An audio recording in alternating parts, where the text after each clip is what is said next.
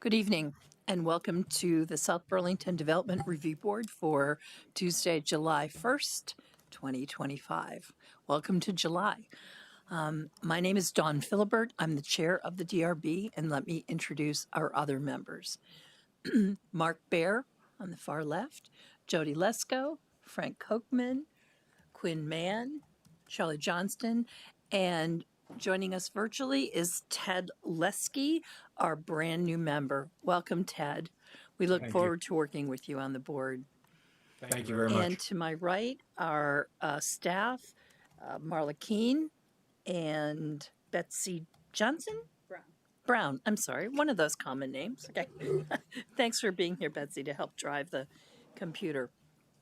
So, there's a lot of ways, three ways to participate in this meeting. You can come and be here in person, as some of you have.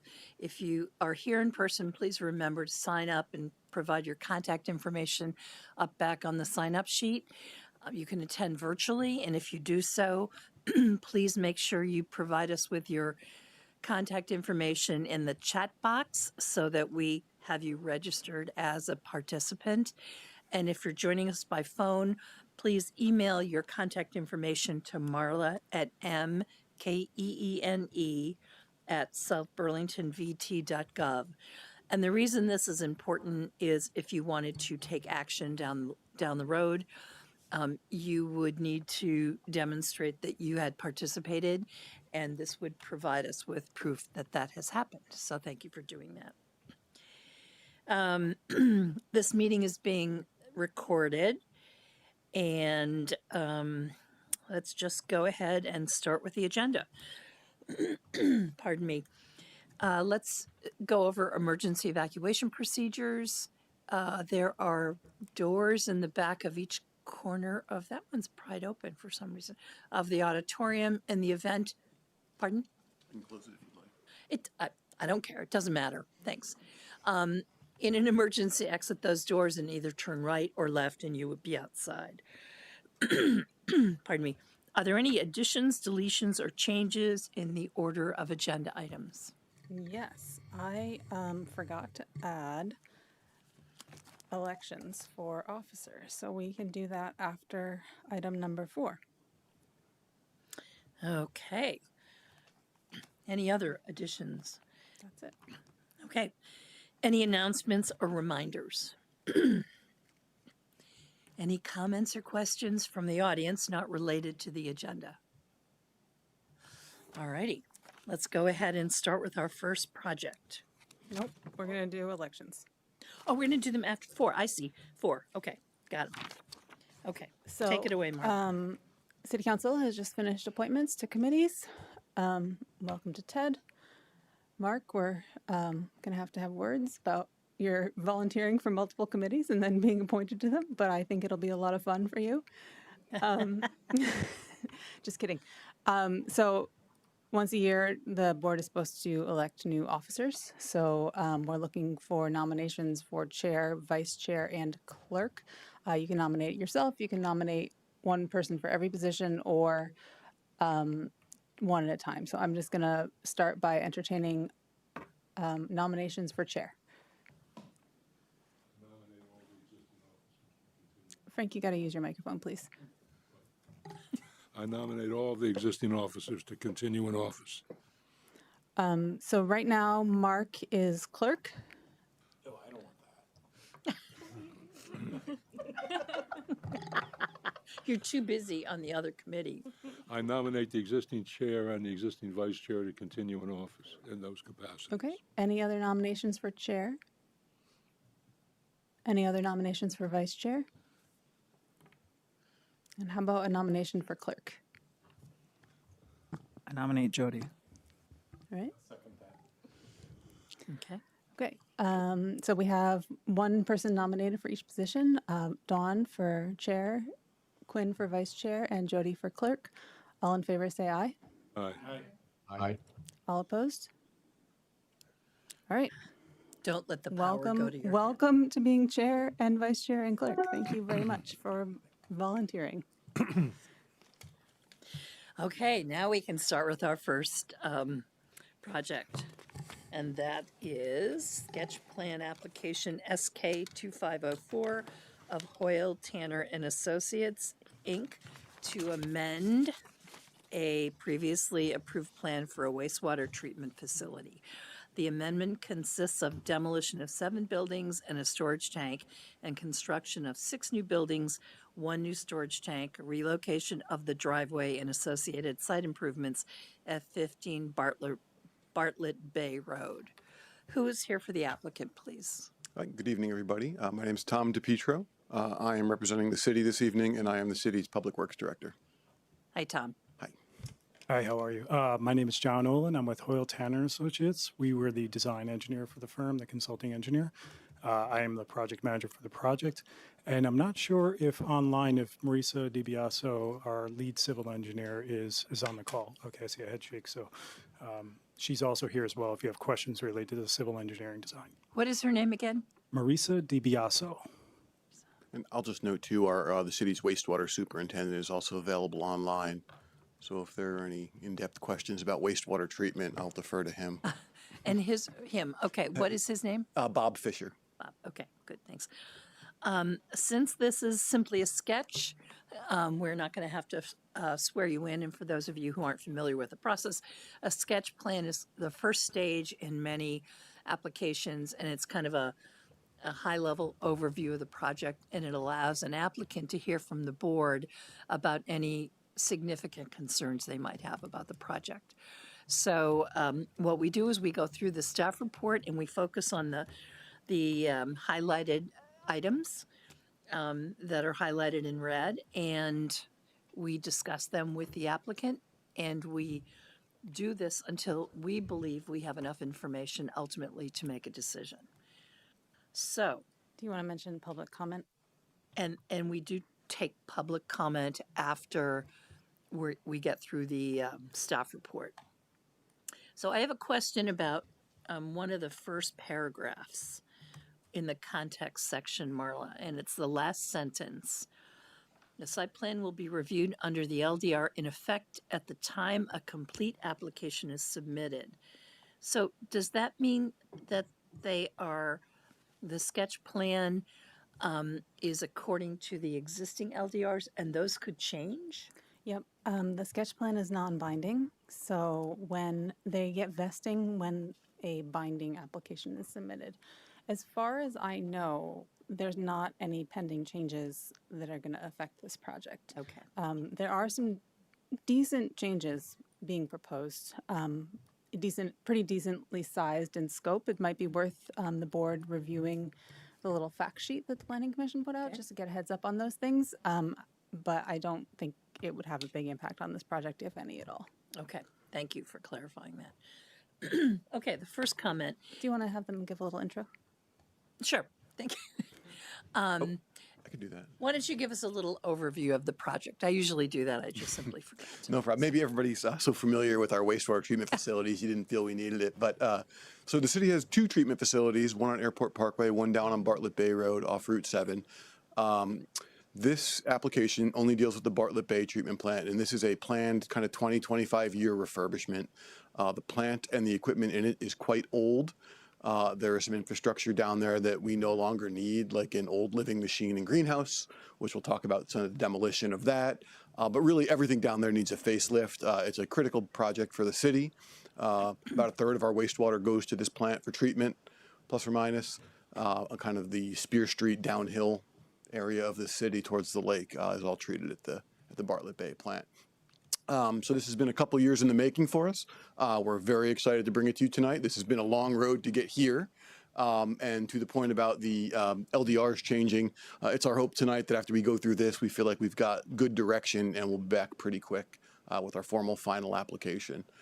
And I think, I don't know how much we want to get to the project, if we're going to go through all the questions. Is there anything you want to add, John? Or? Yeah, just in to save everybody's time, if anybody has any interest in the technical side of things, we can do that. Either offline, always feel free to email me, or if you're interested in how wastewater works, or if during this meeting, if you want to take a slow down and go through it, we can go through that. But it's a really exciting project. It's not just replacing the aging equipment. It's improving the hydraulic capacity for wet weather events. It's technology that is much more energy efficient, is better with lower chemical usage, with reducing energy usage as well. So it really fits a lot of the goals of the climate action plan from the city of South Burlington, and we're super excited about it. So we're very close. We've now received approval from the DEC of the 100% design plans. And we're very close to finishing up permits. We've been working through coordination with the regulators and stuff on the state permits and the Army Corps permit. So things are in great shape. Hopefully here we can address any comments or questions you have and keep moving forward and stay on track. Thank you. I have a preliminary question, a ahead, little bit outside the normal scope of a sketch plan. How's it getting paid for? How are we going to pay for it? So the city passed a bond vote 2 years ago that included this project, some pump station refurbishments as well, and a new clarifier at the other plant. So that bond vote's already passed. The city got a grant. Representative Ballant gave us a congressionally directed spending grant of $700,000, and that is specifically related to some energy efficiency. We're going to use the heat in the effluent of the wastewater. We're going to capture that heat to heat the buildings. So we're very excited about that. And then ultimately the city will take a loan from the state of Vermont through the state revolving fund program. And so that's where the financing will ultimately come from. And all that's in place at this point already. And what's the contemplated top line big number for the whole project? Sorry. Approximately $30 million. How much? Approximately $30 million. Thank you. Of which $700,000 is grant and the rest is debt? In a very low interest payback. So the SRF program is as favorable as you can get with an interest rate on the payback on it. And that's the typical way that treatment facilities are funded. Thank you. Any other questions? I must say that's probably the first time I've ever heard the words wastewater and exciting used in the same sentence. So the first comment relates to front setback coverage and the need at the next stage of review to have you provide specific information about that. I assume that's no problem. Okay, great, thank you. Number 2, this is about the appearance, the front-facing structure, which is the little operations building. That's the first building you see. And the comment ends with the board should identify what further information, if any, they may need to make a formal determination on this criterion at the site plan review phase. So board, I guess the question to us is, what are your thoughts about the elevation as presented in the staff report? I have a question. Where is the door? Do you have a copy of the? So I know it's sketch plan. Are we allowed to hand out a 3D rendering for the board? We can. Yeah, so we have people participating remotely. Was it in the packet? No, it's something that I asked in reading these comments. I asked one of our engineers to generate an isometric view. It's helpful to understand to see what it will look like, just for our ability to make sure. I think it probably would be best if we include it in the site plan application when that time comes. Definitely. But if you want to see it if you want now. to share it tonight, can someone on your team email it to Betsy and then she can also put it on the screen? Yeah, Marisa, if you hear that, Paul just sent the email earlier today. You should be able to forward it out. Sure. Start down here with Mark. So this is the building that's closest to Bartlett Bay Road. So it's the one, if you're looking at the plan there, it would be on the next sheet, C2 point, go down one page. It strikes me that this is what you'll see when you drive. This is the first thing you'll see. Through the trees, yeah. There's going to be a bit of low canopy plantings to filter the view back into the property. I was going to ask about that. Actually, as I looked at the photograph in the beginning of the package that we got, it looked like it was almost totally screened now. It is the original site plan that was approved back with the original DRB permit was called out for cedar hedges, so bushes. It was never supposed to. In my opinion, it didn't appear that it was supposed to grow that tall. and now they're large trees that are aging and probably going to, die fairly soon, based on their. I'm sorry, I didn't hear the end of your sentence. Probably what? The end of the sentence regarding the cedar trees that are out Yeah, there. what's going to happen to them? Well, they're aging and they're probably at the end of their lifespan at the size that they're at. But I don't think that was the intent of the original site plan, that they were supposed to be that large, because they're called as bushes or hedge. So what you're saying is there'll be less than total screening from Bartlett Bay Road, Right. and therefore the architectural, the facade appearance is relevant. It is, yes. Yeah, thank you. And there's some intention with not having a full screen that increases some site security concerns. And that was part of why we chose the planting plan that we did. So that the schematic as it appears in the staff report is very different than this. This is much more elaborate. Oh, yeah, and I think in understanding the comment from your staff that it would be beneficial to include an isometric view in the site plan application. Okay. That would So- probably help. We're still working on getting that so we can share it with everyone. But what you members who are here just saw shows the side of the building that doesn't face the street. The side that faces the street still matches what's in the packet. There's no change to Yes. what's That- shown. No, that's the side that's an angle facing the street. The lower height of the building is the side that faces the street. I'm sorry, say that again. The lower height? Yeah, so do you see how there's two heights of the building? That area, Yes? that's what's facing the street.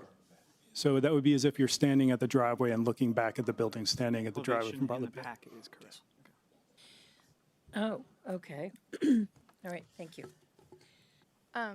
So I don't have any specific thoughts or recommendations as far as what the elevation actually looks like, but similar to the one thing I was thinking was a rendering would be helpful, specifically what would be visible from Bartlett Bay. This is helpful for this evening, but if we're talking about what to include in the final application, I think that would be helpful considering the landscaping that's proposed. Okay. Yeah, I would recommend that rendering, right?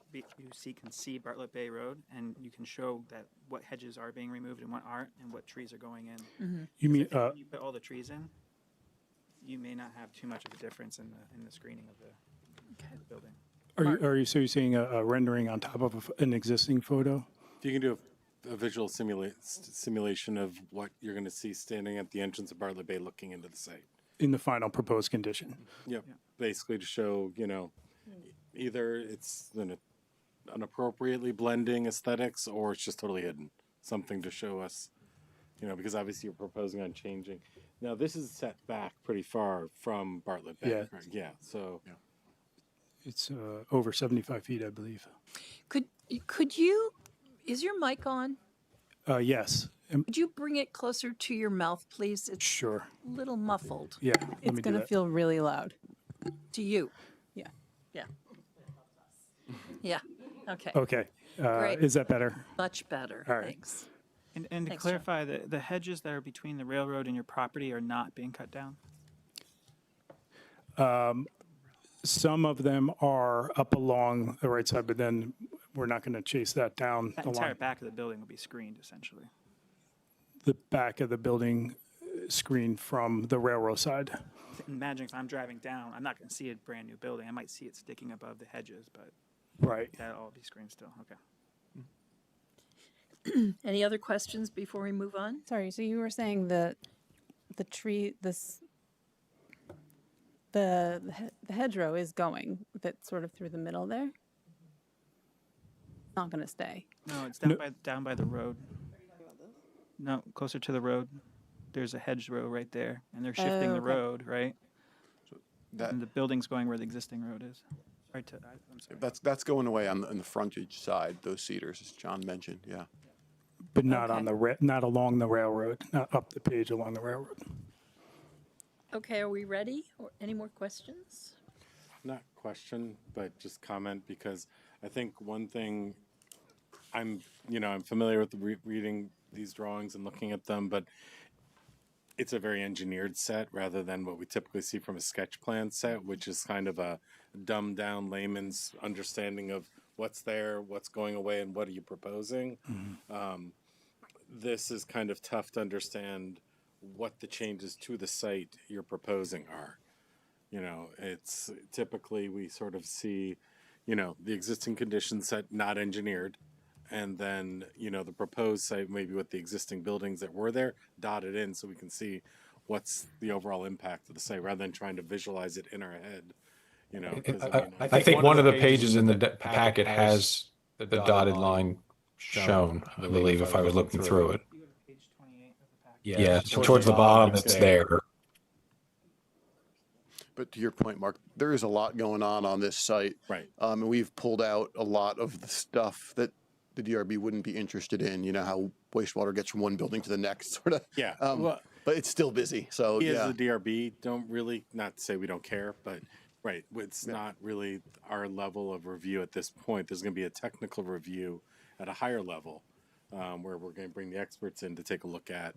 But yeah, I think from our review of understanding what you're doing and what we're getting as a final outcome, it would be nicer to have a little cleaner site. And yeah, Ted, I do see the proposed and the existing, but even that one still is a lot more technical than I would have liked to have seen at sketch plan. You guys, you know, normally you do a very simple kind of line drawing practically with some colors to show for a sketch just so we can have a basic understanding. Think crayons. Not Sharpies. Right. Okay, any other questions or comments about that? Let's move on to number 3. This is about buffering and architecture. Staff recommends the board discuss the proposed buffering and architectural style of the site with the applicant.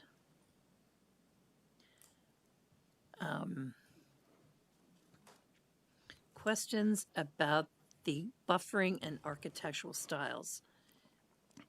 I didn't see a lot about the architectural styles other than the later diagrams, which, as Mark said, can be pretty technical. But what did other people find? I mean, I would say that for what this project is and where it's going and sort of the way it's going, you know, pretty much replacing an existing, any of the renovation, you know, new construction renovation, it's essentially appropriate, you know, for what it is. You know, would I've loved to have seen like a 1920s industrial revival brick, you know, water treatment plant. I think that time has kind of come and gone, much as I'd love to see it, especially for what we're paying for it. But, you know, I know. But, you know, what we're paying for is the technology, not the aesthetics. So I think it's relatively appropriate given the impacts it's going to be, how it's set back and in the current location. If there's ever, I mean, this is so well shielded. The only exposure is that little piece we were just talking about previously. So if there was ever a case where form should follow function, as stripped down as possible, $30 million is a lot of money. I mean, this is it. Right? Yeah. Betsy, can you pull up page 39 or C 5.2?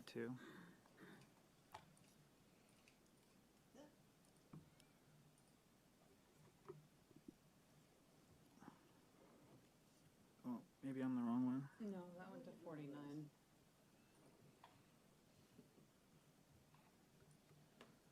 Yeah, I think what we're talking about from like a perspective from the road, right? Obviously, the driveway is shifting, and it's going to become possibly wider. So there is a different view there, right? But you are putting in a mix of different trees in the front, so it should hopefully break up that view. Yes. And then, can you talk about what's this like little pocket park?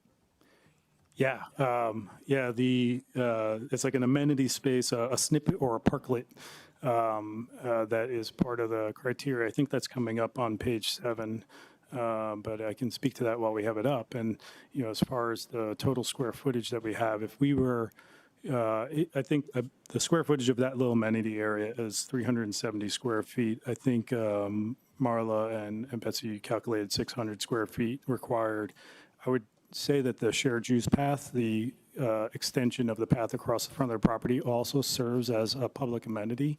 and the square footage that goes onto the wastewater property is an additional 893 that's outside the right-of-way. So that's up fully on the property. So we're well above the 600 square feet if you include both. The little pop-up there is intended just a bench, a simple landscaping feature for people to sit if they so choose as they're walking along the path right there with decent lawn space behind it and large canopy trees above it. I haven't been to Bartlett's Bay Road recently, but does the shared use path go beyond your property? So it's just going to terminate at your property line? It could eventually go beyond. That's why we're leaving that open for the future. But for this project, we're going to bring it to the property limit. What's directly across the street on Bartlett Bay Road? There's another road, I forget the name of it, directly across the street from the driveway, you mean? Yeah. South Beach. So the driveway is not currently lined up. Well, That- actually, I was thinking more about, I know Key Collision is one of the, is a business on that street, but there are no residences on that section of Bartlett Bay Road. I mean, you go around the corner and then there are houses, right? Yeah, there's a home just down the road on the right would be the first one, but there's homes down South Beach as well. Down South Beach, but not directly across the street on Bartlett Bay Road. There is one on the corner, and maybe if you went back to that satellite image, you'd be able to point it out. Okay. Section on the corner of Bartlett Bay and South Beach. Oh, okay. Do you want to see this, Frank? So here's where the driveway's going. Here's. And here's where there's collisions. Right. So their new building's going to be here. Yeah, thanks.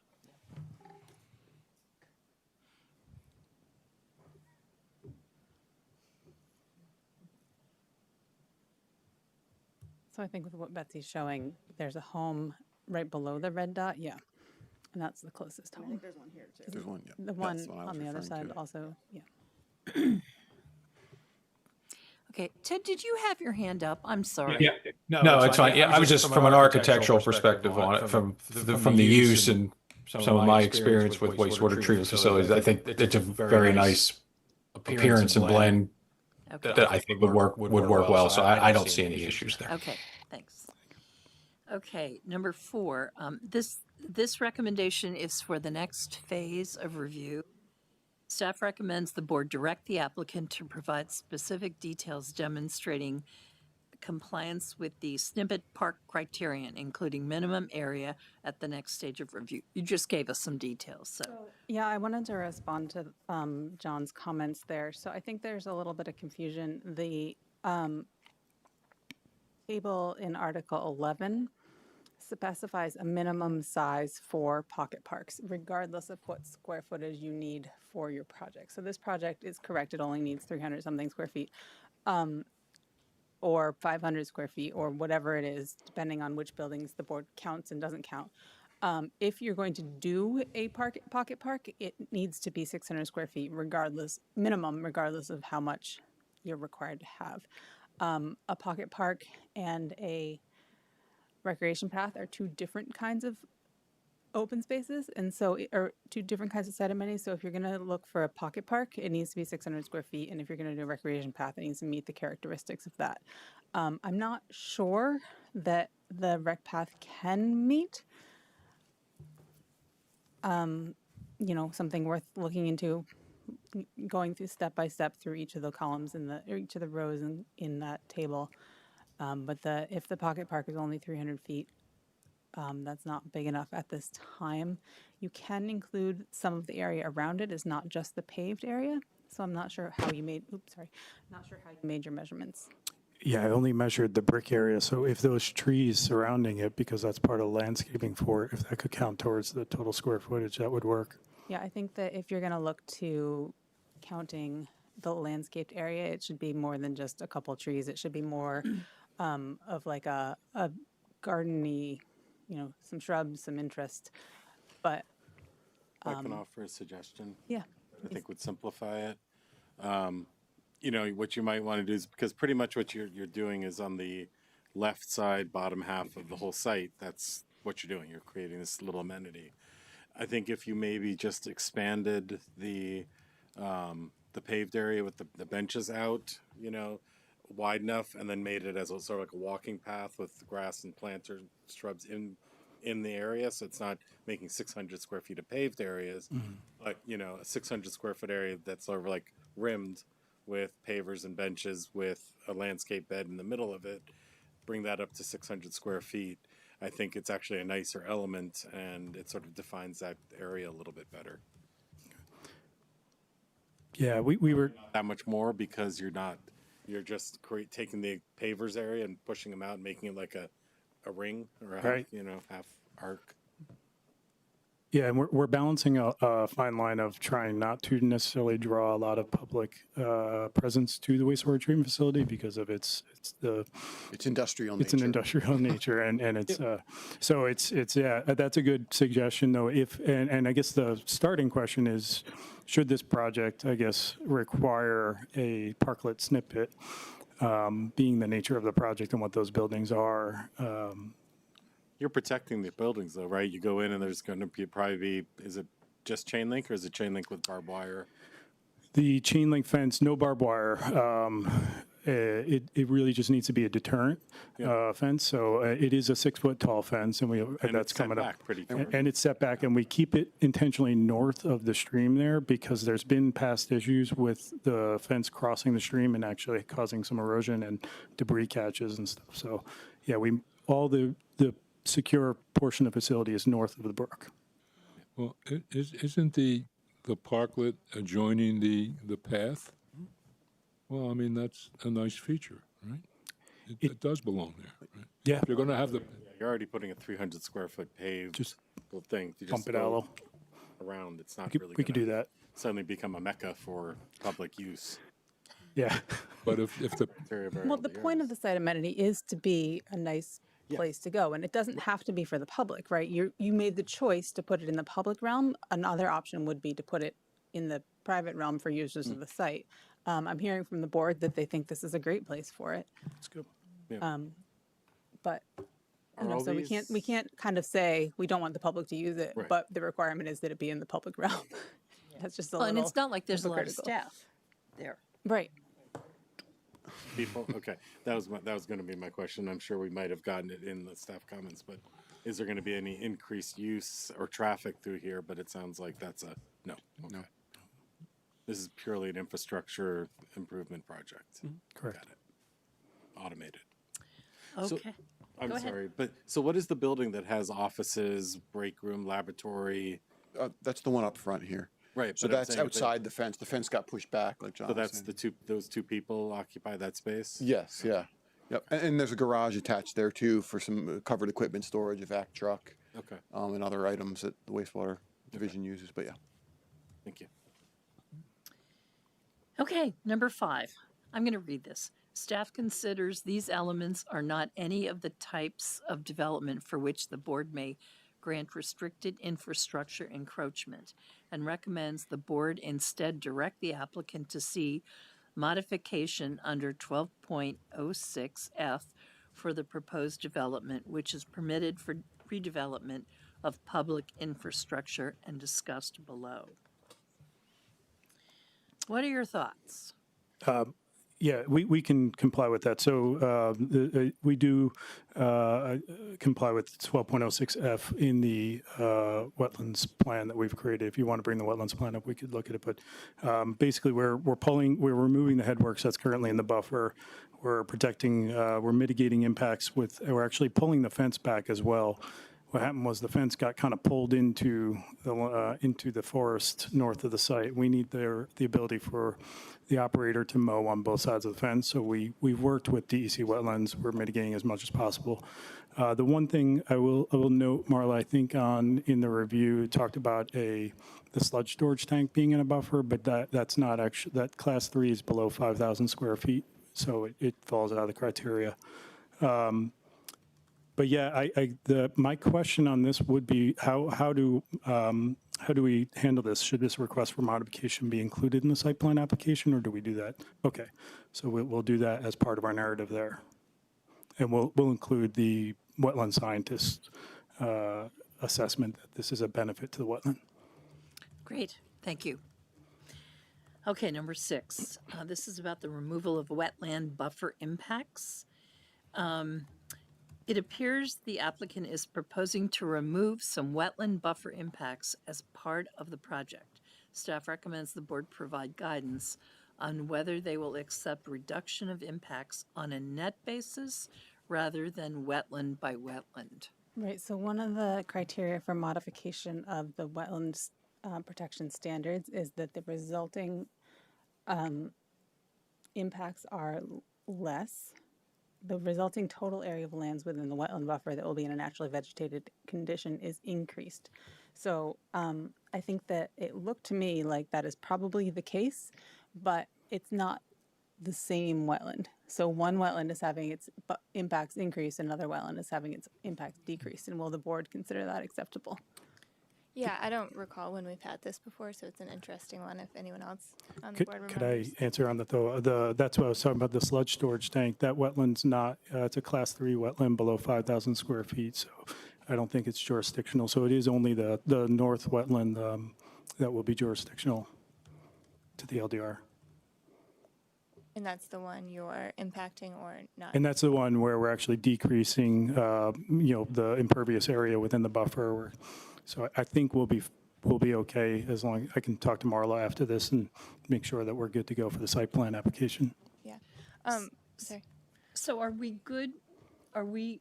Is your thinking that the total is wetland impact is good, or it should be done site by site?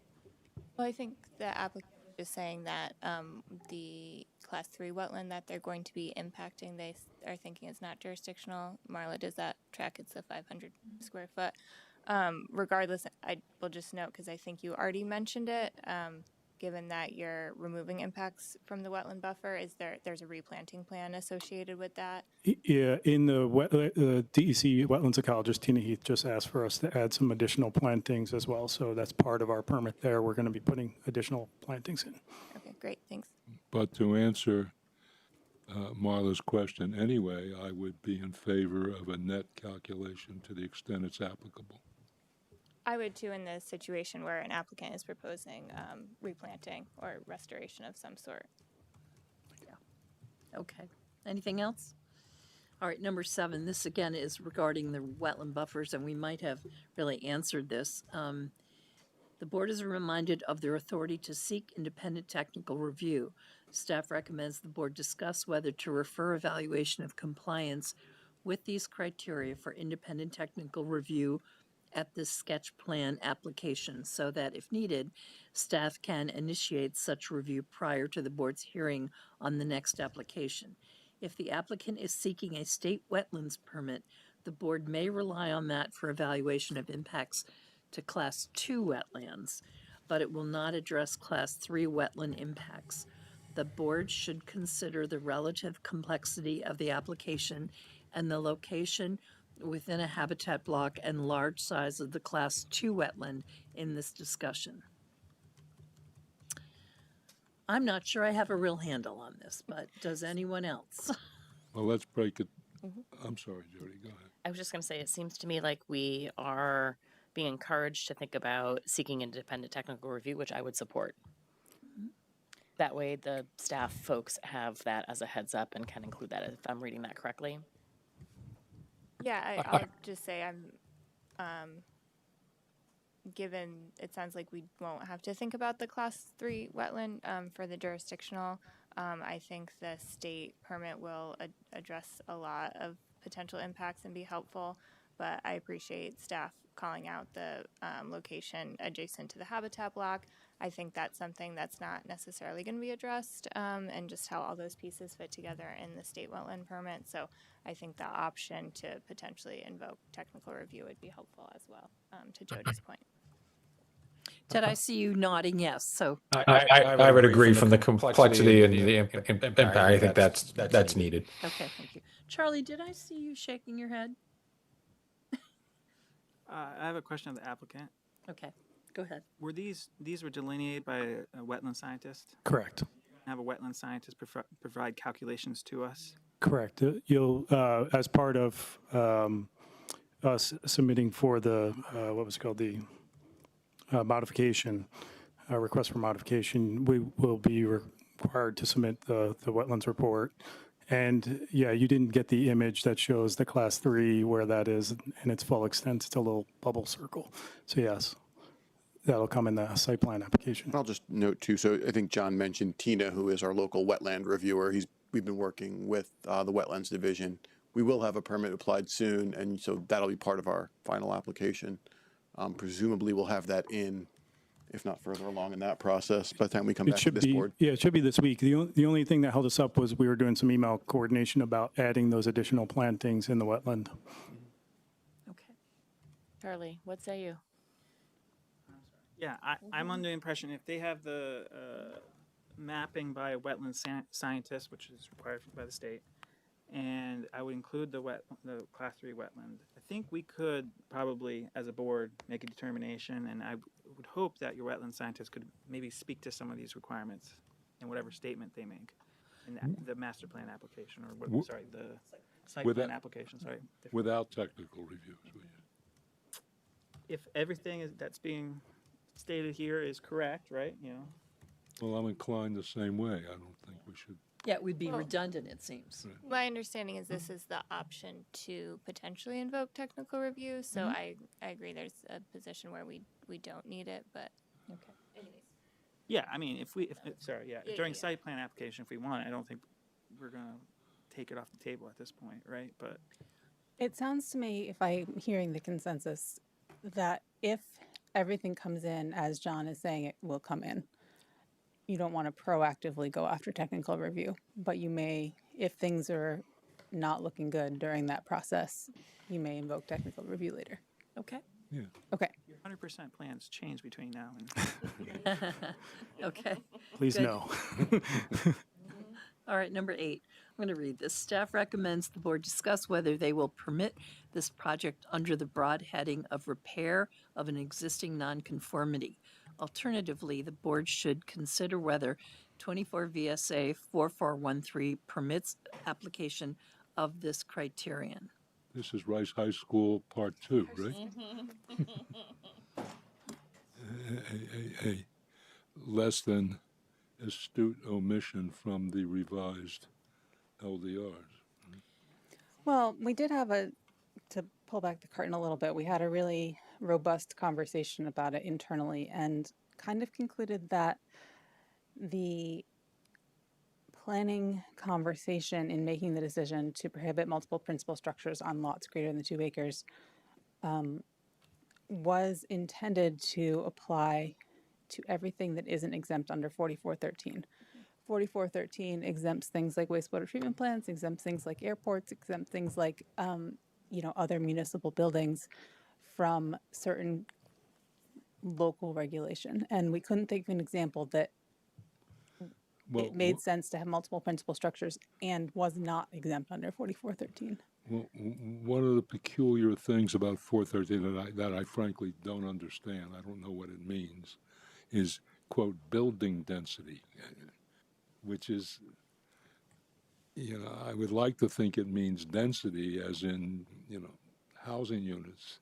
But what it says is building density. And if there's a place to apply the term building density, I suppose. Okay. So one could argue, I just don't know the answer, but I'm flagging it for the board. One could argue that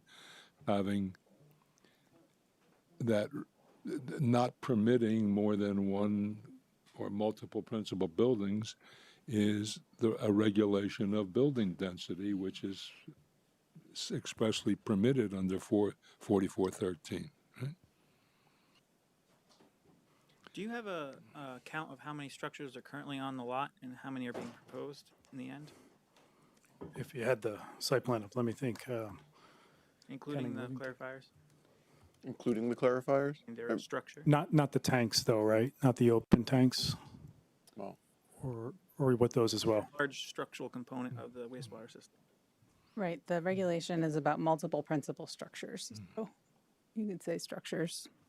So that second page right there is existing, Betsy? That's where I was going. Okay. Yeah.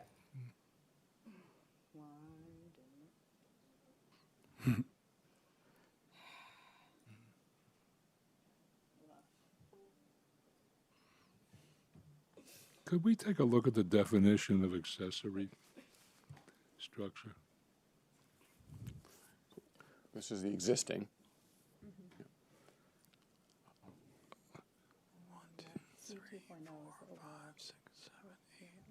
So are there 9 structures? North of the brook, it looked like 9.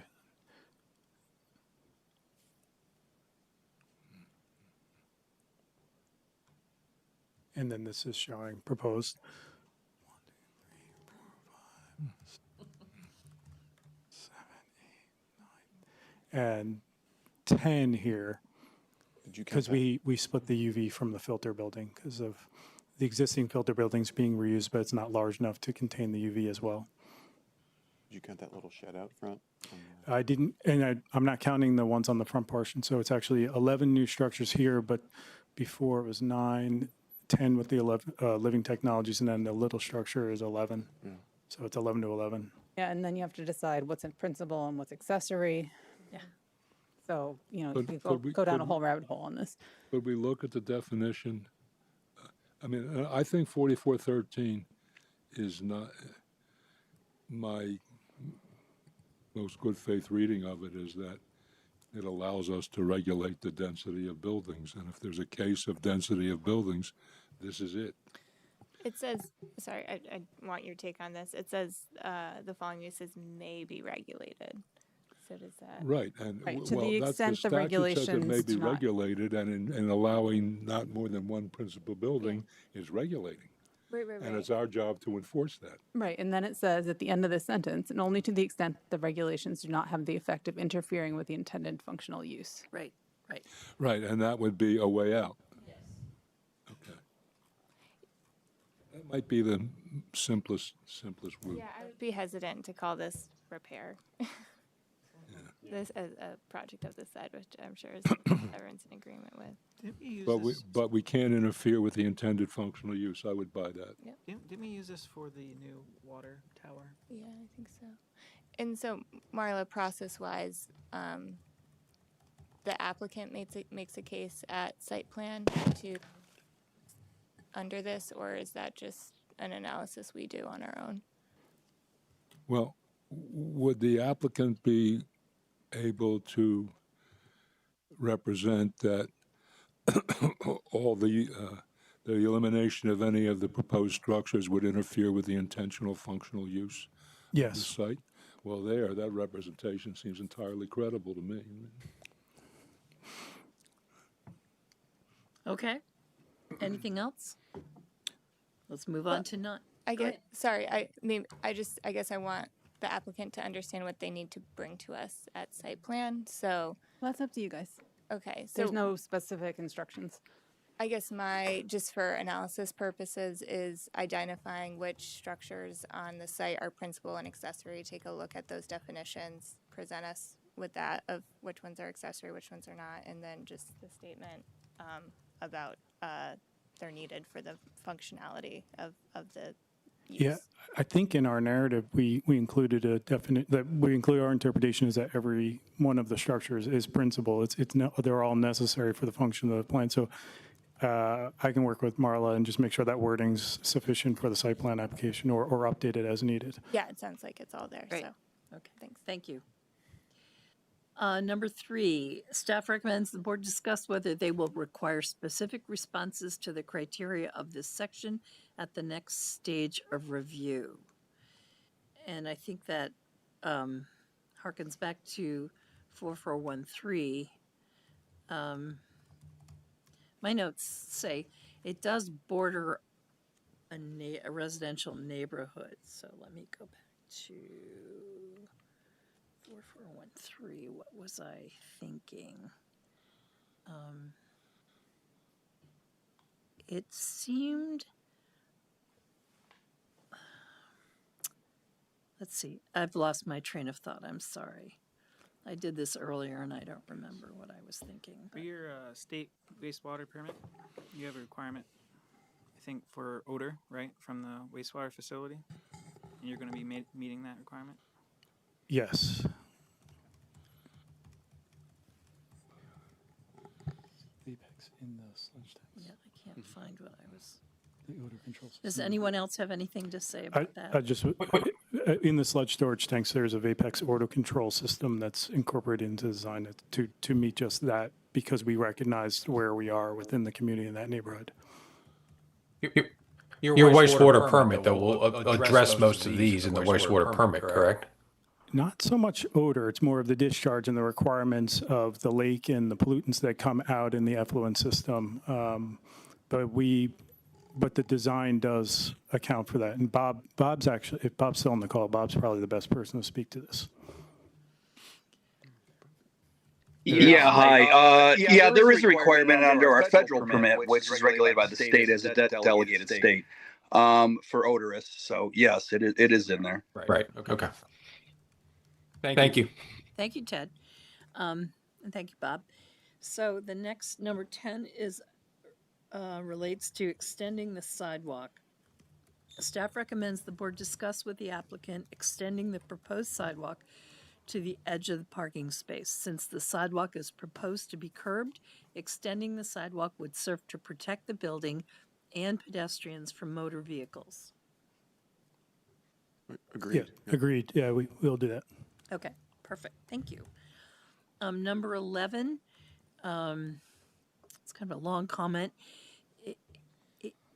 The all other, I wasn't clear what all other uses meant, Marla. Did you mean 1, 3, and 4 versus 2? It's actually 1, 2, and 4 versus 3. But Three says residential, retail, restaurant, office, and all other non-residential uses. So this is not considered, no, it's not light manufacturing. Okay. Well, so that was the comment here. The board called the drinking water treatment facility light manufacturing because they manufacture drinking water. I don't know if you can make the same argument here.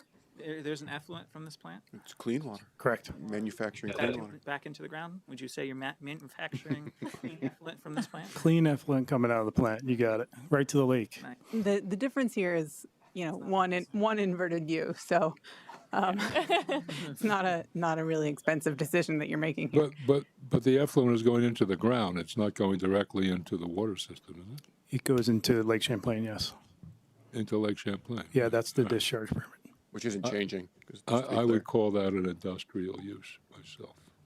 Right, but the category is light manufacturing, so I think the all other use category is applicable here based on the categories. Okay. Are we in agreement about that? It sounds like No. you're divided, actually. Oh, You produce 1 or 2 bike racks. Yeah.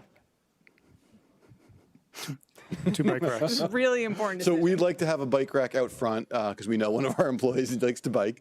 And we were thinking if we had to put a second one, we could maybe incorporate it into that parklet out front. okay. But if you have a strong preference, let us know. The bike racks, you have the clothes locker, which I assume you have anyway. Yes. You have to have anyway for 1 or 2 Right. bike racks. You still need. There's a locker inside the operations building. Good. Okay. We good? All right. Number 12, this is regarding the landscaping plans. Staff considers plantings within the disturbed portion of the wetland buffer may be appropriate and recommends the board discuss with the applicant how they will otherwise address the minimum landscaping budget requirements as part of the next stage of review. So we incorporated hardscaping into the landscaping cost. I believe it is page 21 of the LDR, the description of what hardscaping is as one component of landscaping. So that was my interpretation, is that the portions of hardscaping up by the parklet could count towards the landscaping cost offset. So that's that $51,000 incorporates that, as well as the tree plantings.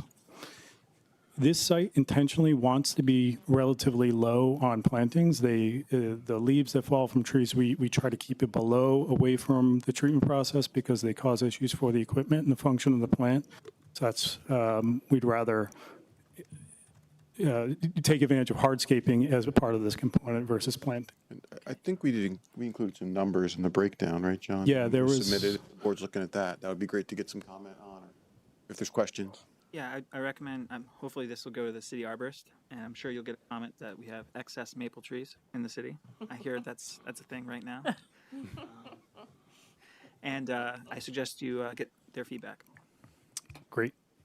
Okay, good, thanks. I do want to add a couple words to that, Charlie, and I'm really sorry, not to undermine you, but this being a city project, and I know the city arborist has not been involved, if we could, just between me and Tom, coordinate that in a reviewer applicant capacity where the city arborist remains the reviewer, because your team, John, is designing it, right? Correct. Okay. We can just make sure we keep Yeah. that a clear, We can certainly bright do that. line. Right. And we have a new arborist too, as part of the reason that input perhaps wasn't provided before sketch here, so.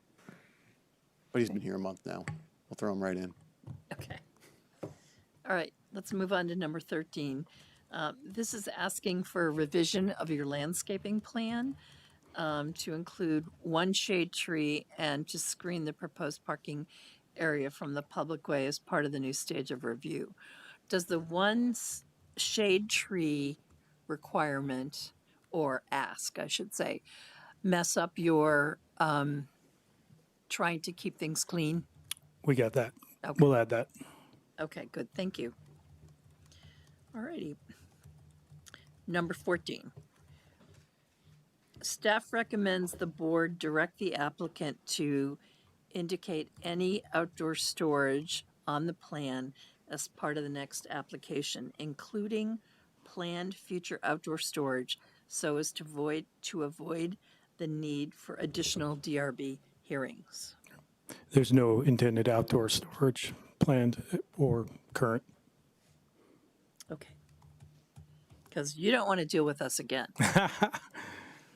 Okay. Number 15, the applicant is proposing a perimeter fence and gate. Staff recommends the board ask the applicant to describe the fence, including material and height, and whether the gate is planned to differ from the remainder of the fence. Staff recommends the board consider whether the proposed fence is exempt from review under 24 VSA 4413. My read of it, I'm not a lawyer, but that we can regulate screening requirements. Is that correct? In the past, on The fence is screening. I don't see the fence as a screening requirement. Why don't they describe the fence and then we can talk about the Okay. fence? Tell us Yeah, about the fence. The fence is going around the northern portion of the site where we need to keep it secured and keep both animals and humans out of it. We intentionally, it's a 6-foot fence. It's a deterrent. It doesn't have barbed wire on the top because that wouldn't fit the look of the neighborhood. And What is it constructed of? it's a chain link fence, so your typical metal chain link fence. Standard, I think, I don't know if anybody needs any more description on that. Yeah, in the past, at the water tower project, we requested screening within the fence. The slats. We can't prevent you from having it because you are exempt, right? But we can tell you to put screening in the slats that are within that fencing for screening. Okay, so we were thinking we'd leave it open just for site security reasons, so we could be able to see into the site from the operations building. It was our preference. Is that not what you'd like? I mean, Charlie, one thing to keep in mind is your current fence is right at almost at the street line, right? Correct. And they're pulling it all the way back to beyond the line of the administrative building or the first. But I do get the security I issue. did too. Yeah, okay. So we're good on that. We've got some decent screening from the street with vegetative and that building. So Okay, that brings us to the end of the staff comments. Before we turn to public comment, let me see if the board has any other questions or issues they'd like to bring up. And the only other question I would have is, in taking a look at it, you're proposing a 24-foot wide entrance access way. Currently, I think it seems to be about 18 to 20 feet. Is 24 feet a need for the circulation of the vehicular traffic you have, or?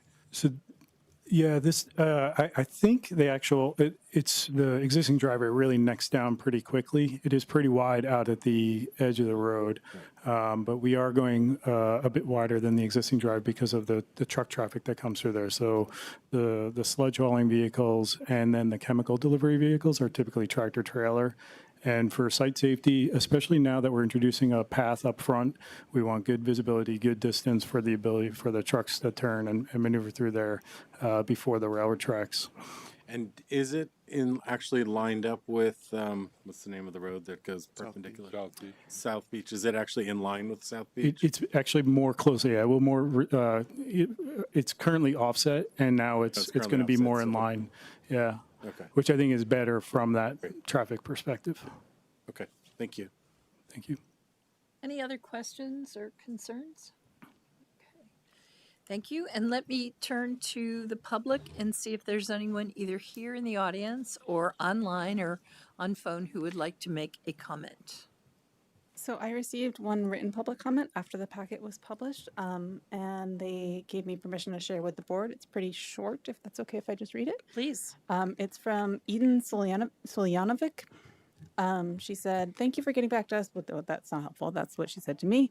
To the board, retaining the existing tree buffer is fantastic. The light pollution in the evening hours can be heavy, given that the facility uses bright white bulbs.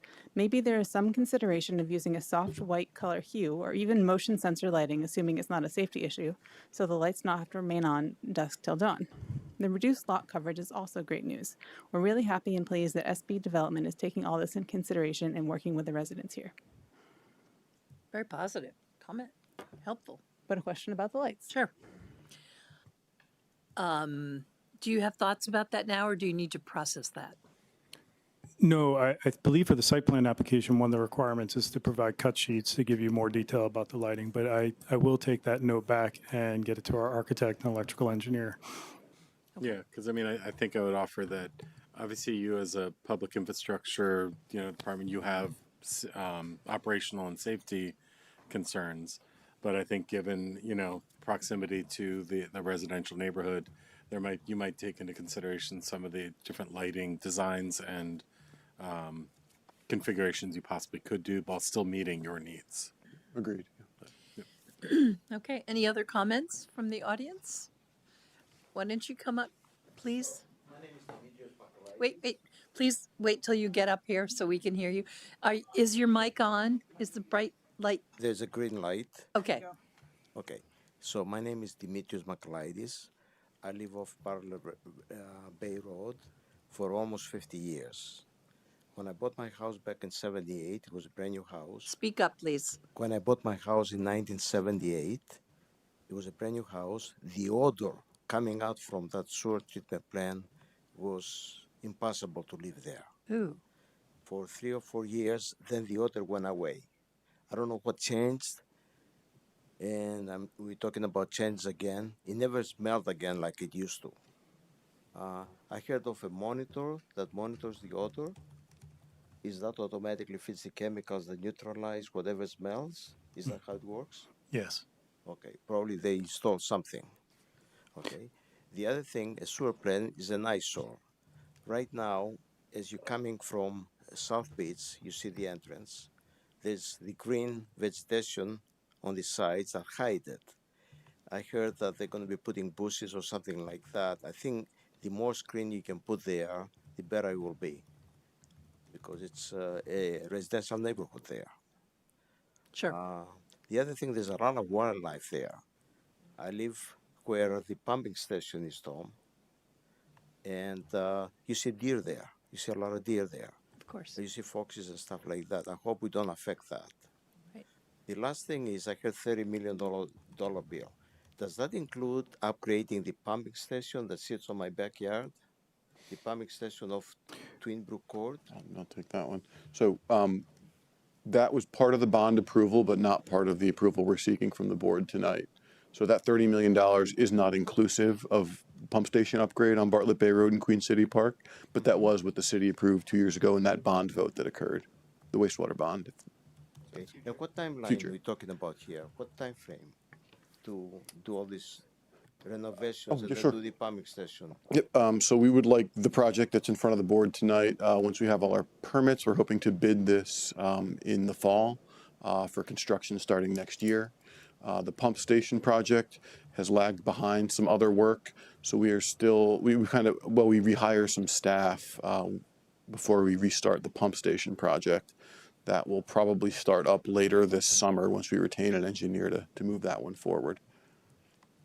We moved together forward the two wastewater components, which is sort of, again, outside this discussion, but just to answer your question, the clarifier at AP is already out to bid, Airport Parkway. And then this is kind of what I just described, and then we'll come back for the pump station piece in the near future. So you'll come back to us. That's a separate project, Certainly, yeah. even though it's covered by the 30 million.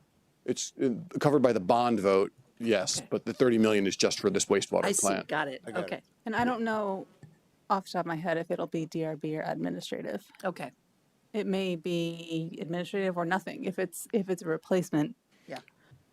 Yes, it's envisioned generally as a replacement for aging infrastructure, not necessarily an expansion, but that is just with preliminary engineering done, so don't hold me to that, please. TBD, if it's in the right of way, it doesn't need approval. The city manager has full authority for improvements in the right of way. If it's on not the right of way, it could be administrative or it could be DRB. Okay.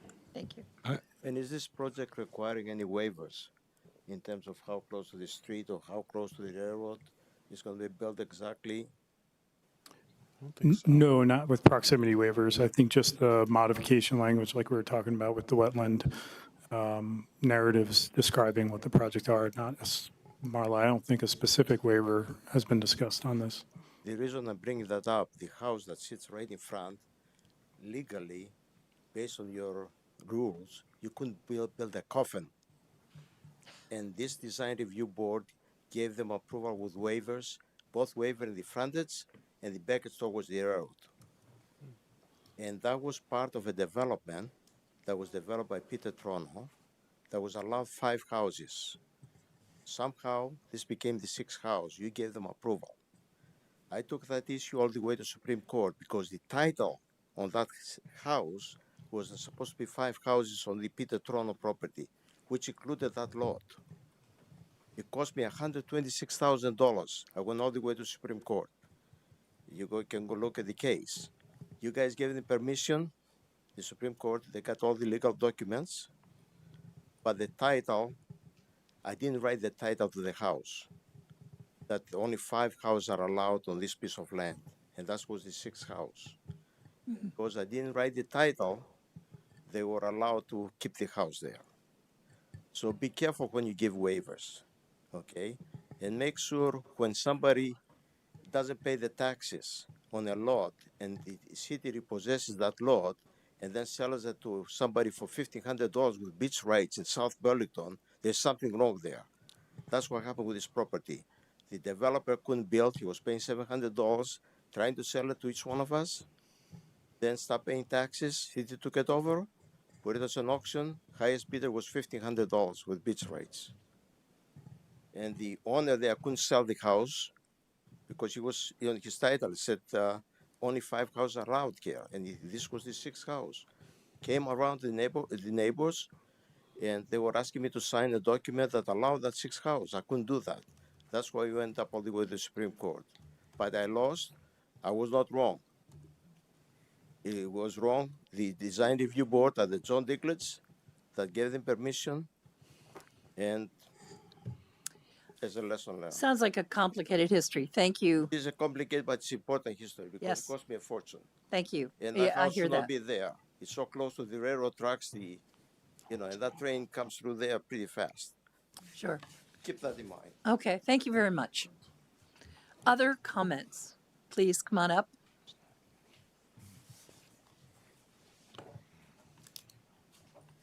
Hi, my name's Elizabeth Lindy. I live at 5 Lakeview Lane, so my land is adjacent in the rear, so the lighting was a key for Ed and I, our neighbors.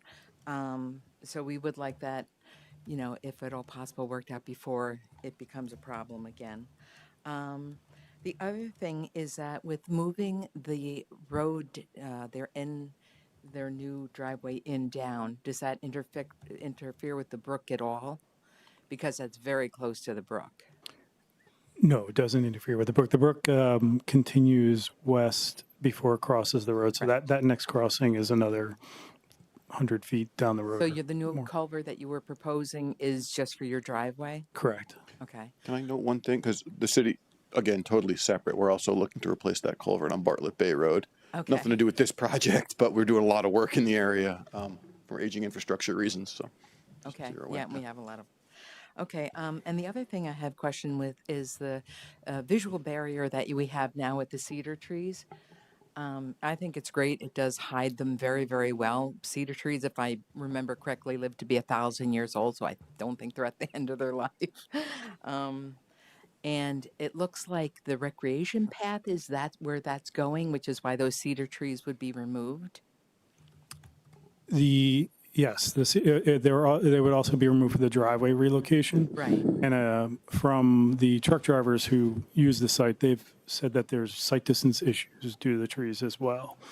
Okay, because those, I really don't understand the rec path at all. I understand that there's another project going on that might someday connect roads and a bike path, but right now there is no bike path anywhere in the neighborhood. There's one sidewalk that goes down South Beach and one little sidewalk that goes over the railroad tracks, and that is it.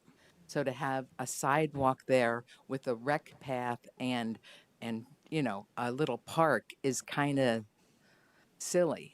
And I mean, I just think that's a waste. Leave the cedar trees there. They're doing exactly what they're supposed to do, and hide that from the residents of the town or of the neighborhood.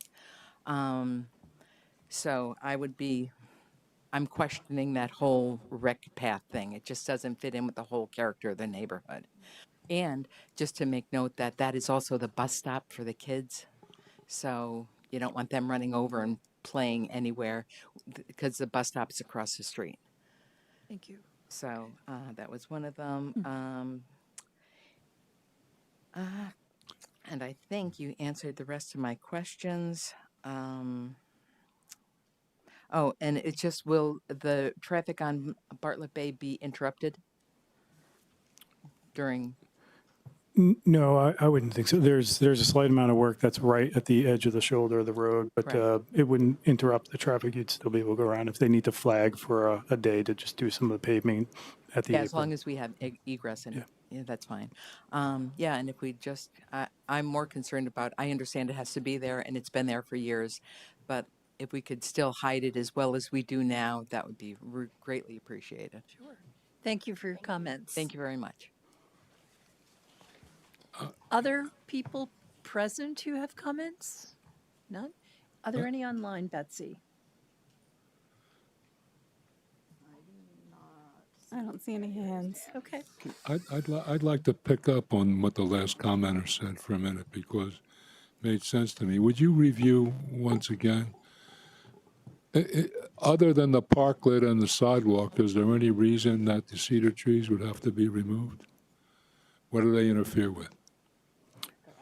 The driveway relocation. So our driveway is going from its current spot and sliding all the way down into if the plans are up, I can show you, but Okay, and that requires removal of some or all of the cedar trees? some. And what would it leave by way of screening of the building? What would it leave? In other words, would there be some cedar trees left to screen the building?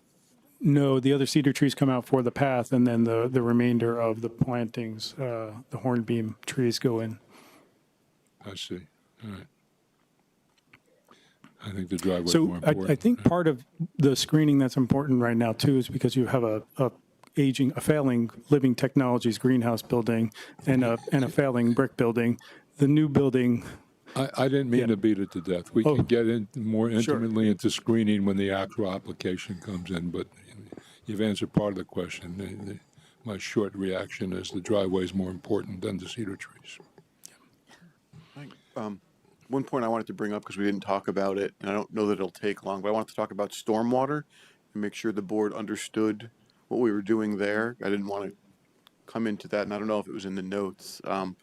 So the site's being redesigned so that the stormwater on the back half of the site is actually collected and sent to the wastewater plant. And that is just to collect it in case there's any spills that were to occur. It would go back to the plant, not discharged to the brook. And then there's some small treatment systems in the front. And so I just wanted to, oh no, we got rid of it. Yeah, sorry. All of it's going, even the front goes to the plant as well. Right. Sorry, yeah. There is an overflow pipe. So in an extreme wet weather event, so a very large storm, that will, you don't want to impact the wastewater treatment process, so it would overflow onto that. But the treatment volume goes all the way into the plant. There was a question about, I believe, where one of the drainage structures shows an underdrain coming into it, but that's where the transfer of sludge happens.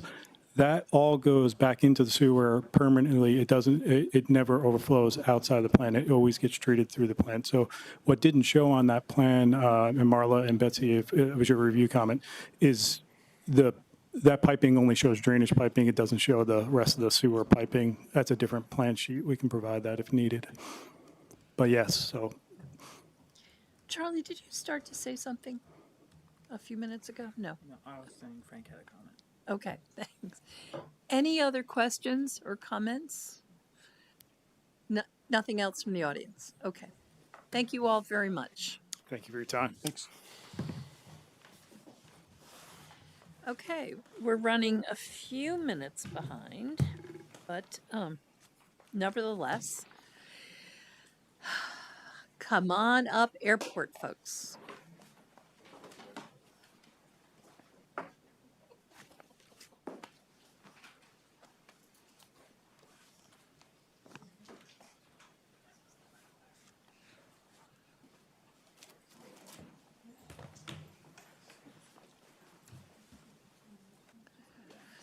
Okay, the next project is continued site plan application SP 2522 of City of Burlington, Patrick Leahy, Burlington International Airport for the second phase of an approved master plan for an airport complex.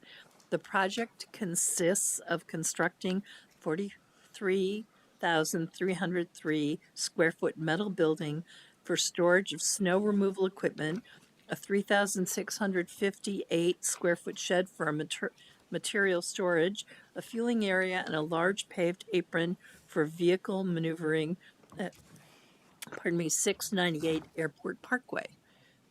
Who is here? Thank you. Who is here for the applicant, please? Larry Lackey, Director of Planning, Engineering, and Sustainability, and I have. Hi, Larry. Hi, Don. I have a whole team here and a new member, so. Sure. Katie Calabrese with EIV Technical Services. Kitty or Katie? Katie. Katie, thank you. Madison Reagan, Environmental Compliance and Project Manager. And Dave Carmen, Deputy Director. Thank you. Then we have our architectural and site team on dialed in. If they could introduce themselves. Could you introduce yourselves, please? Sure. Lisa Chung, Pastor Associates. Lisa Chung. I'm Steve Kushner. I'm an architect with Passero. And my name is Austin Goodwin, civil engineer with Passero Associates. All right, I'm going to swear you in. Please raise your right hands. Do you solemnly swear to tell the truth, the whole truth, and nothing but the truth under penalty of perjury? Yes. Yes. Thank you. I do. Okay. Before we get going, is there are there any introductory comments you'd like to make? No, there's nothing new, and we're ready to respond with that handout we just provided to the outstanding questions. Okay. Is your mic on, Larry? Yeah, it is. Okay. I got So last time you saw them, they submitted a big packet responding. They did a lot of work in preparation for the meeting. They submitted a big packet.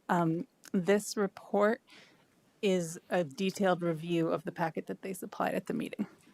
Okay. So there was no new information submitted between the last meeting and this report. But this is not. This is not. Right. So that's not that. I believe, Katie, correct me if I'm wrong, is a response to things that are in tonight's report. Correct. And so Betsy has a copy that she can show on the screen. Ted, I think I'm just going to email it to you really quick so that you can flip through it at your leisure as we go. That's fine. Thank you. Okay, so the first comment should come after all the others. So let's proceed to number 2. And this is an update of the landscaping plan to provide sufficient detail to evaluate compliance with the, quote, pocket park site amenity type, as well as to allow for a certificate of occupancy inspection. Yep. So if I could, yeah, perfect. The landscaping plan, page L100. I believe this addresses those points. We have it called out the picnic tables, the surface material, and the plantings. We also have. Are you saying this is in the new handout or is this in the packet for the board? This would be in our response PDF that I sent you. Okay. So it's in the handout. Exactly. Okay, Yep. thank you. I believe PDF page 5, if that's easy for you. Yep, perfect. So, yep, we called out the picnic tables, the surface material, and the planting quantities. We've also included an updated landscape cost estimate as well.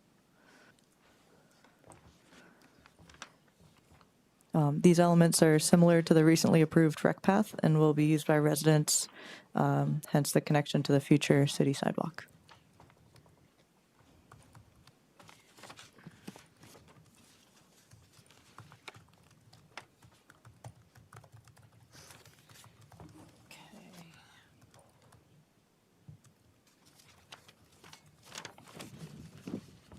Board questions that you have.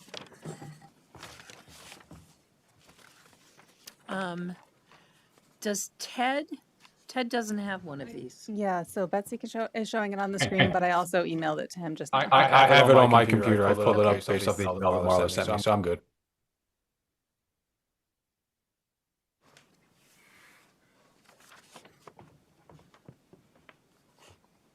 Okay, what questions do people have?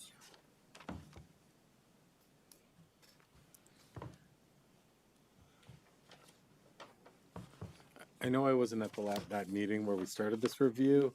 Do we have architectural elevations or any sort of detail of what this building's going to look like? Yes, we. I don't see it in. I didn't see it in. No, it's in the previous packet. It's in the previous packet. All right, give me a Yes. sec. Then you guys keep going. Yep. I'll pull it up. Okay. Any other questions?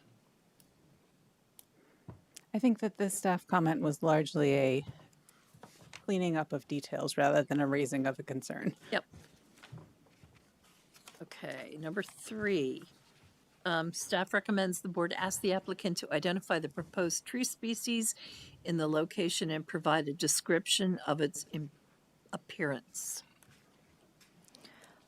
Yep, so if we're looking at that same L100 landscape plan, on the bottom left corner, we have a table that describes each of the tree species there. Where is this, Katie? L100 is the landscaping plan. So the park. Okay. So this comment is just to orient the board. In the landscaping plan, they've modified the landscaping on the right-hand side of the driveway because it was in the city right-of-way, and the city DPW indicated that they weren't willing to be responsible for maintenance of things other than trees in the city right-of-way. So they've modified the plan to include a mix of trees. In the handout from the last meeting, there was a tree using call out BN, and that wasn't in the table. So the question was, what is a BN? And how does that fit in with everything else? So that looks like it's a river birch. Yep, that's correct. And there are 2 POs next in between each river birch. So it's a river birch and then 2 spruces instead of the multi-story trees and shrubs and low things. Okay. Questions? And the next question relates to that. We need to have a board discussion about their response. Does this meet the criteria? Or the criterion, I should say. For landscaping of parking areas.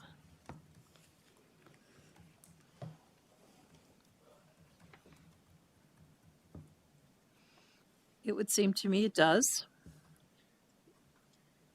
Yeah, I'm sorry, I wasn't here last time, but I remember you mentioning that the snow storage is on the western end of the new parking lot. You're going to push snow. I believe so. Yeah, I believe it's also in the called out in the plans. Yeah, I'm sorry. Okay. Does anyone believe this does not meet the criterion? Okay, let's move on.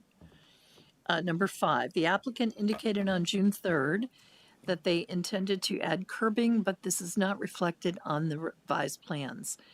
Can you please show curbing on the revised plans? Yep. So if we're looking at that same landscaping plan there, you can see on the left side we have curbing laid out there along the new section.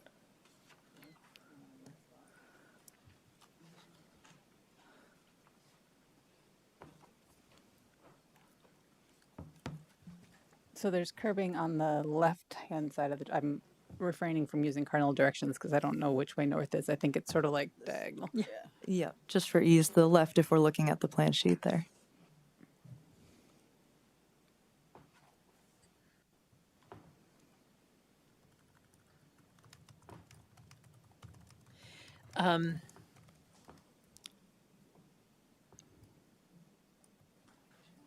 What kind of curbing are you using? Because obviously you'd have civil plans that have this called out. Correct, Austin, if you don't mind responding to that. Sure. Can everybody hear me? So what we would do is the cast, cast in place. Is I believe what it was, but I will double check to make sure I'm not telling you the wrong thing.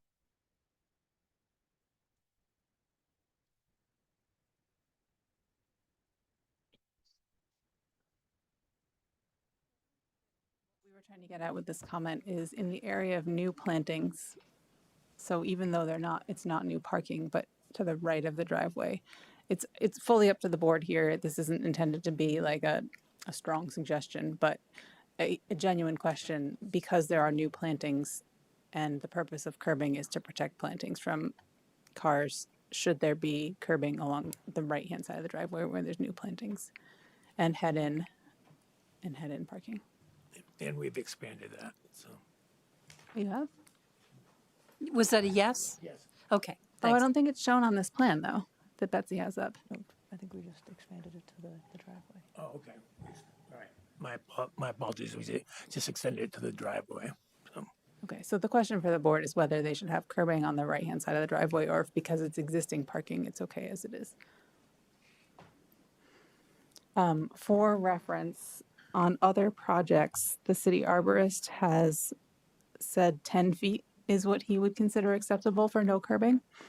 Haven't talked to him about this, but that's just a data point. Okay, and you were going to have more updates from the city arborist. Oh, yes, I did hear back from him about the plant selection. He was good with it.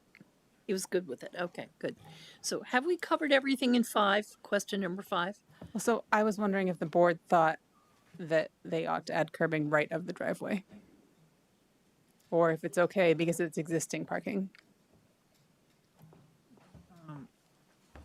Sorry, can your civil engineer talk about if you were to add curbing, the lot is sloping to the top of the page, right? If we add curbing, is it going to capture water between the road and the curbing? Right, he can go through all that. We've addressed all the runoff issues, but go ahead, Austin.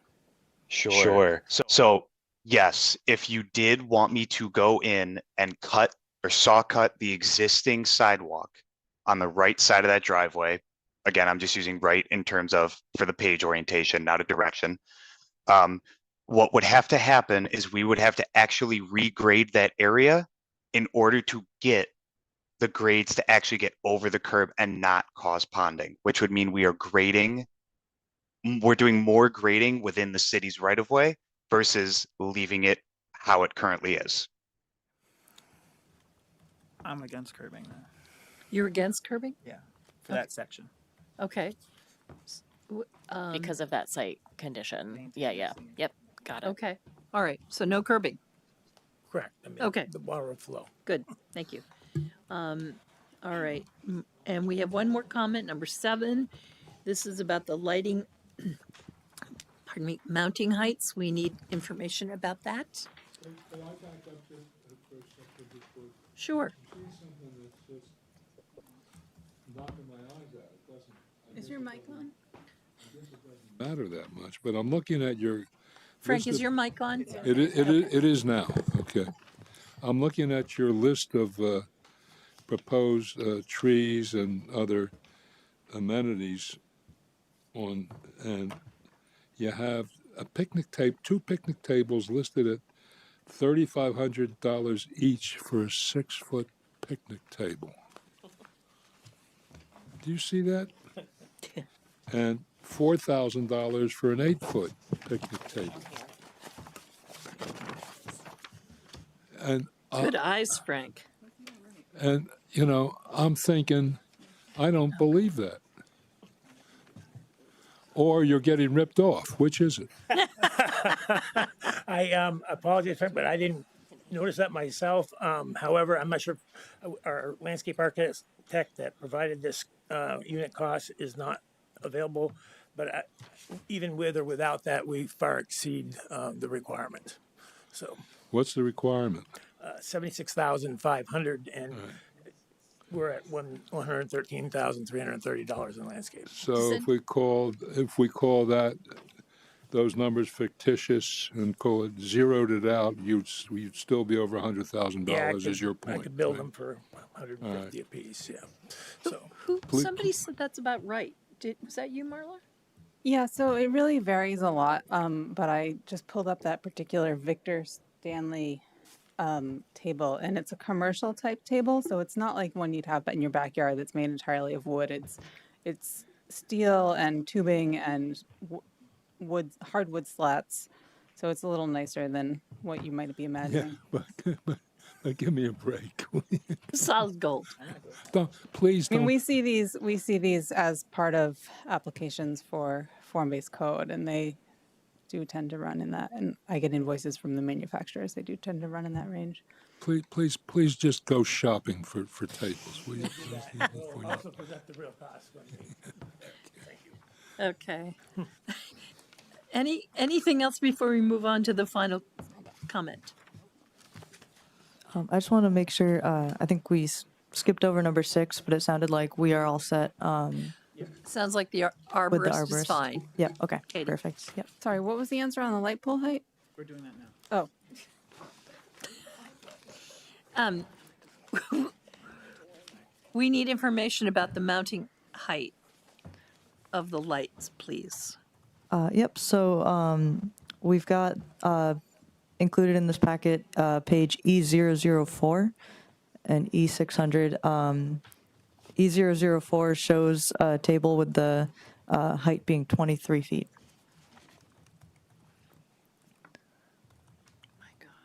And on the PDF, I believe that should be page 10.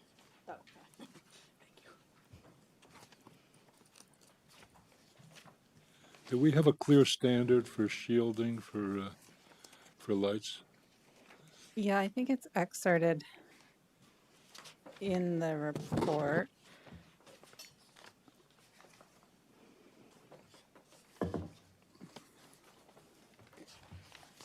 So it says fixtures must be shielded to direct the light downward and prevent the source of light from being visible from any adjacent residential property or street.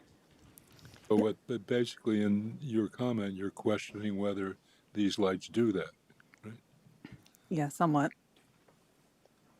So how do we establish compliance? So there's kind of a difference between cutoff fixtures and the shielding description in our LDR is what we've been finding. So if a fixture is certified to have full cutoff, We've still found in practice, sometimes you can see the actual LEDs from the street. So that's kind of the question here, is whether they'll still be visible, even though it qualifies as shielded by the manufacturer. Steve, do you have a response to this? Yeah, I mean, in the pages of the cut sheet, there are some, various adapters, reflectors, extra shields that we can purchase in addition to the light. And I think the photometric plan that was just up on the screen kind of shows the distribution that certainly by the time we get out to the street, along the bottom of the page there, we are talking about, virtually no lighting. Could it be visible when you're under a 23-foot light? Yes, but I don't think the distribution when we're that far back from the road will cause a lot of glare, but we can certainly look at the right,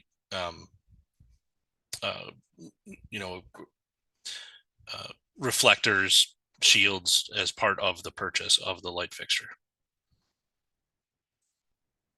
Just to clarify for the board, what we have done in cases where, it's really kind of hard to tell because the city standard isn't exactly what the industry uses.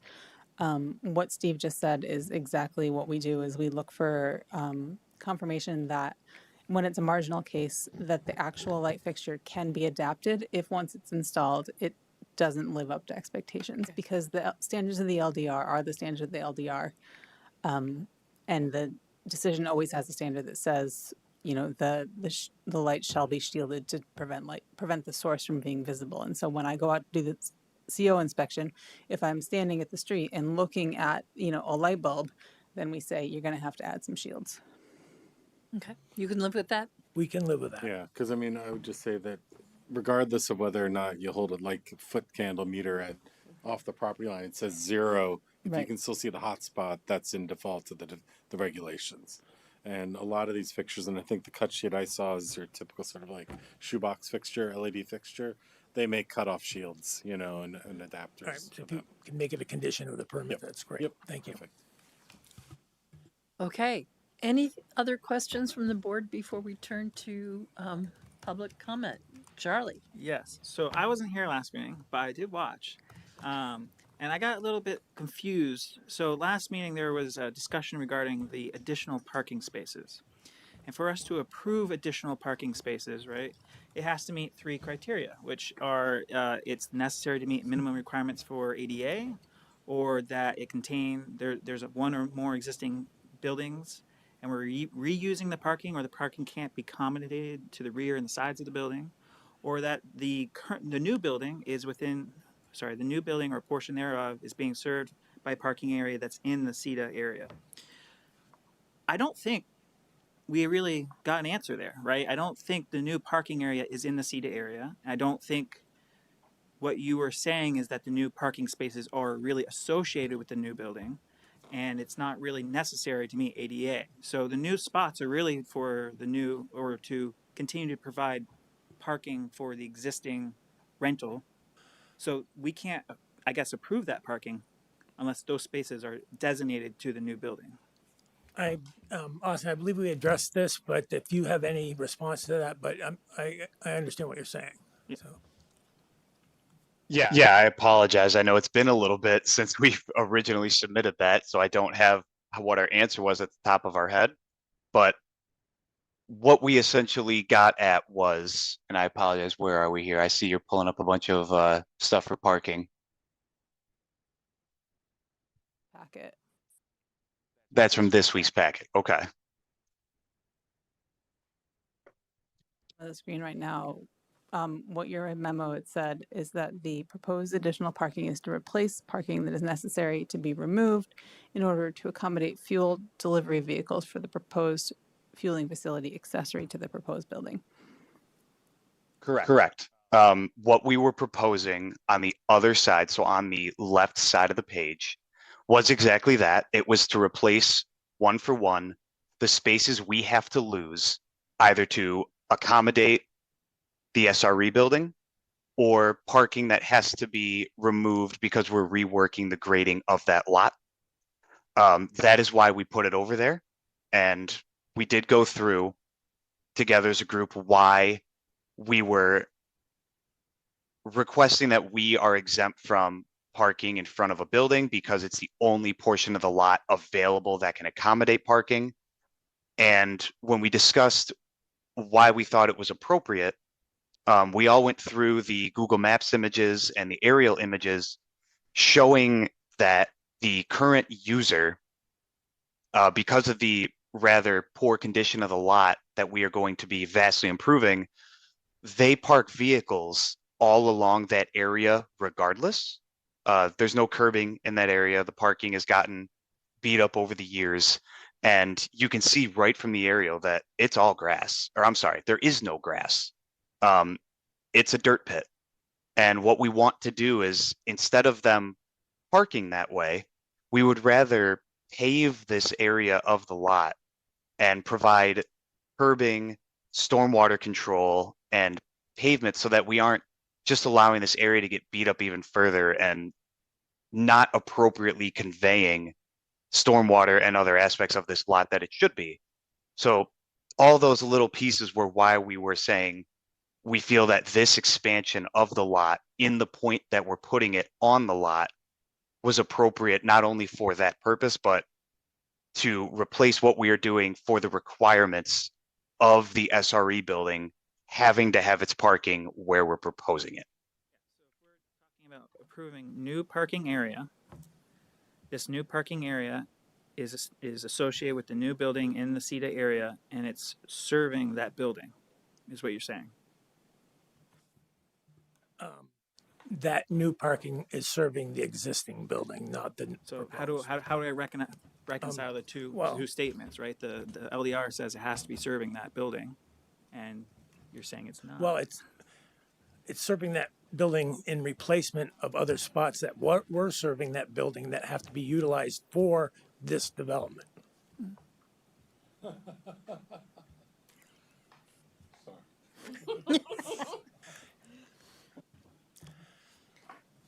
You have a complex problem. So, do you buy that, Charlie? We're vastly improving this parking lot with stormwater that didn't exist, and Charlie's right. Let's find another way. Well, this is why we raised it, right? Because it is a challenging way to find, it's a challenging question to find a yes to. The last paragraph that's shown on the screen is the applicant's response from June 3rd, which may help you.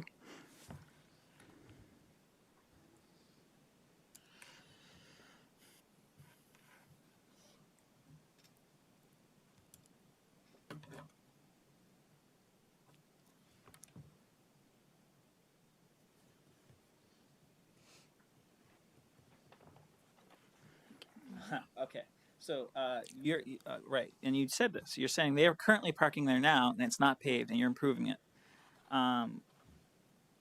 Well, so the argument they made on June 3rd is that the new spaces, and I'm not trying to make their argument for them, the new spaces are in fact to the side of the existing building, and they are serving the existing building. It's a stretch, but it's potentially a path forward. Okay. Yeah. I'm sorry, it's potentially what? A path forward. Path forward.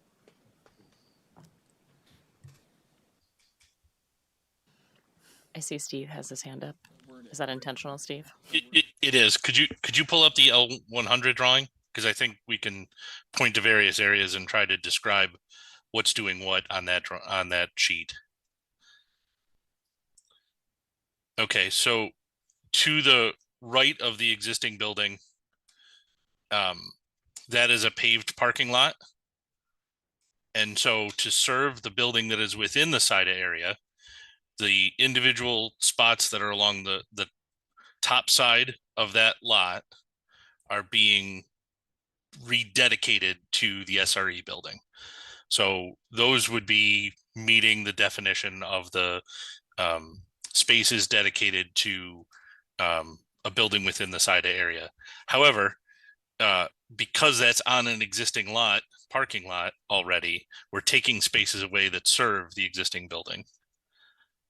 So we're trying to offset those spaces with the areas that Austin was talking about to the left side of the existing building.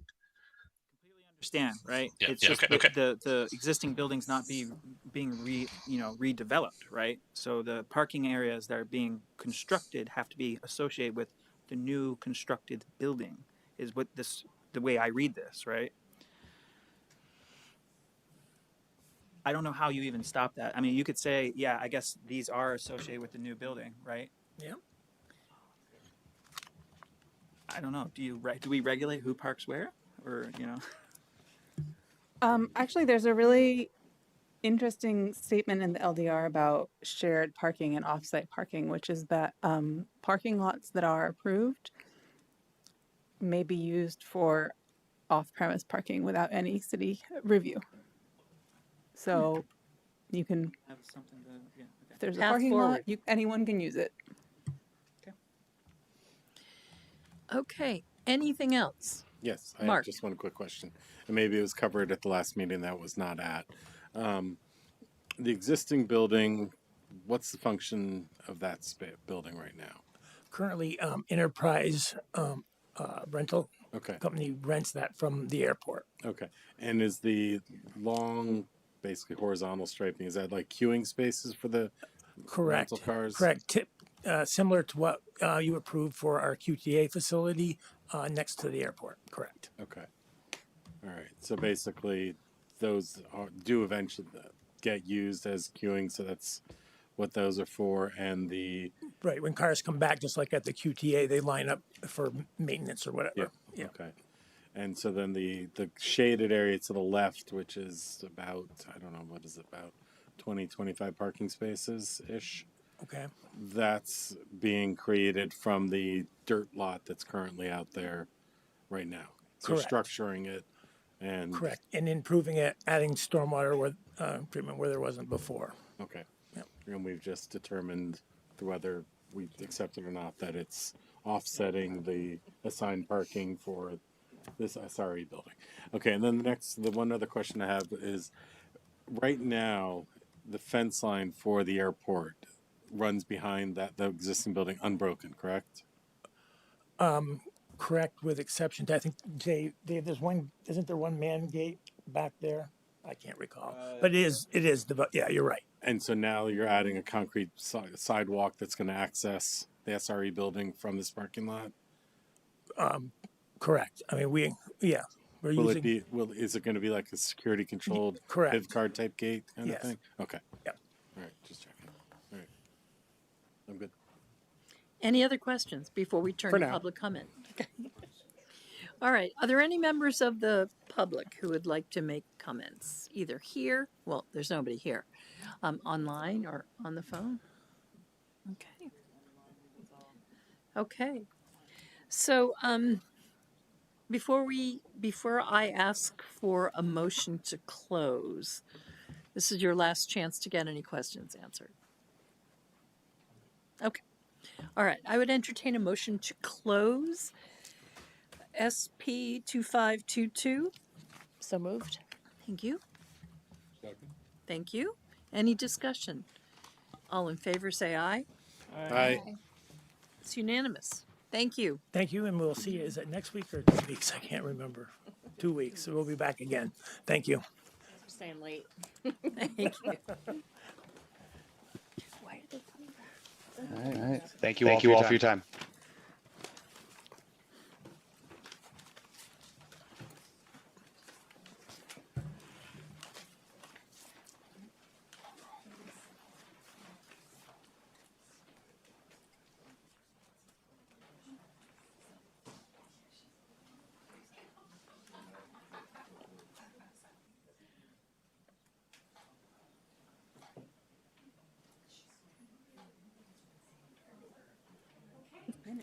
We have some minutes to approve.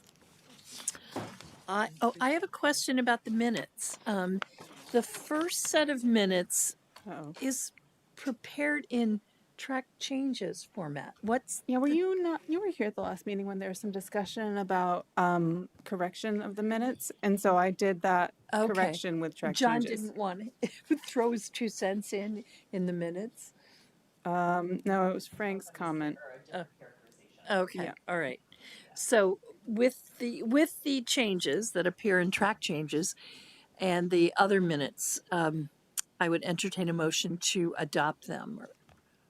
Motion to adopt. Thank you, Jody. Second? I'll second. Okay, any discussion? All right, all in favor say aye. Aye. It's unanimous except for Ted, who wasn't here at either of those meetings. So, okay, anything else? Other business? Just, I'm sure you are all looking forward to it. There is no second meeting in August, but we will see you on July 15th in 2 weeks. Okay, Summer is just marching along. it really is. Sorry. All right. Hard to believe given that it rained all of. Oh, flood this building. So Ted, welcome. I hope you'll come back. I will. I'll be in person this next time. So thank you. Thank you. All right, good night, everybody. Have a good holiday. Thank you. Thank you.